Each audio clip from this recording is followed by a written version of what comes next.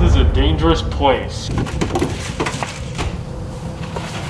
Oftentimes, driving a car is the most dangerous thing we do, and most of us do it on a daily basis. The E90X generation of BMWs passed the safety ratings with flying colors. 4 out of 5 stars, 5 out of 5 stars, above average for the cars at that time. However, everything passed above average scores, except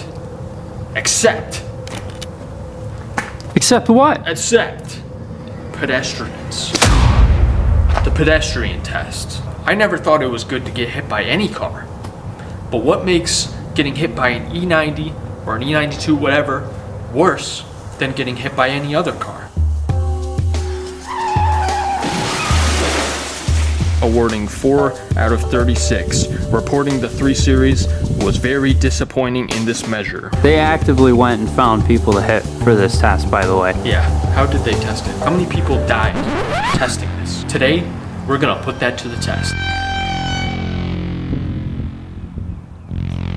With a crash dummy.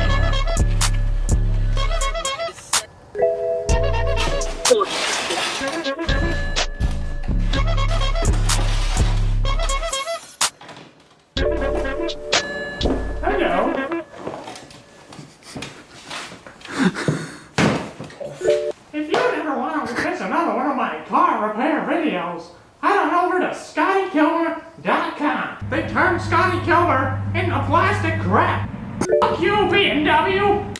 Safety with Scotty and Coney. Coney 2012. Oh, okay. Wasn't actually that hard. You're killing him.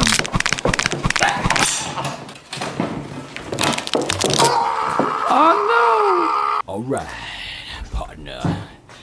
Keep on rolling, baby. He's got a bunch of fucking body parts in the trunk. Detectives are investigating after a body was discovered in the trunk of a vehicle at an auto yard in... Imagine getting pulled over with this. I just lost my fucking vacuum hose ram intake. I'm gonna pick it up if this guy doesn't run it over right now. And we're good. BMW. Solid. Forgot to attach it. It was literally just sitting there ever since the V-Stacks. So it took us a while to find a spot that was secluded enough that no one was at, so we can do some tests for a school project that we're working on. We got the guy set up here.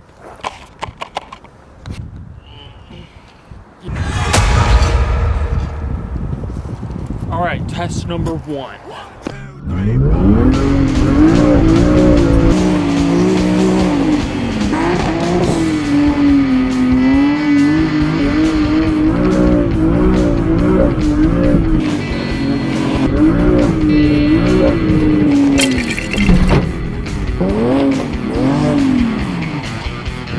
Killed him.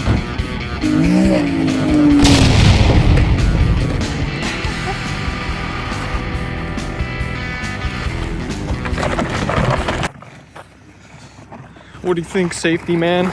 Is he alive? You killed him. Dead. Probably be picked up and done again. Oh, 100%.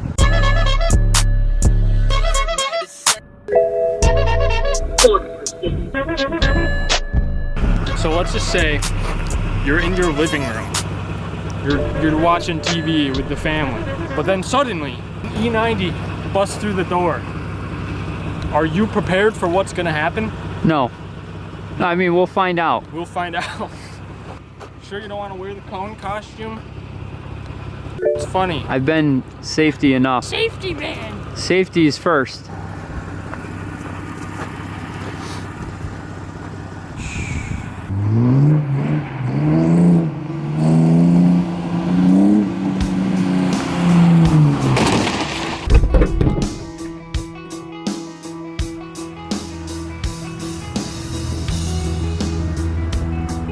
I'm not a perfect person. There's many things I wish I didn't do. I don't remember the rest. I don't know if insurance is gonna cover this. You have You have like a carpet we can roll this up into? I left it at the house.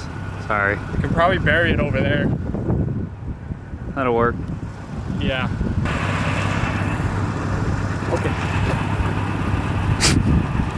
Are you safe? No damage.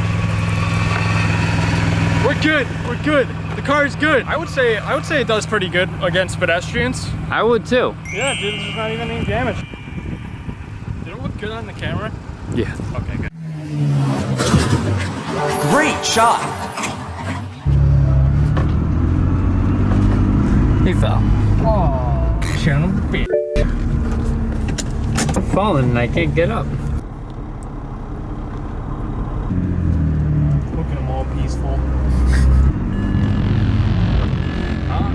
Safety first. Safety.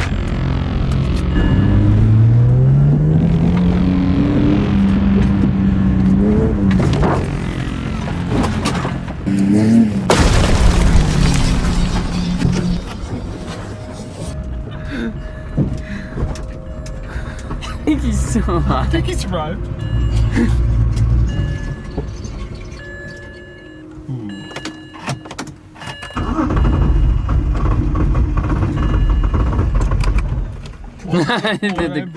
Did the car survive? That smells not good.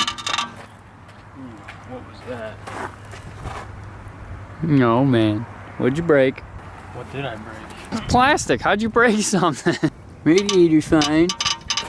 Oh, car's going for a joyride. Everything seems... Seems fine.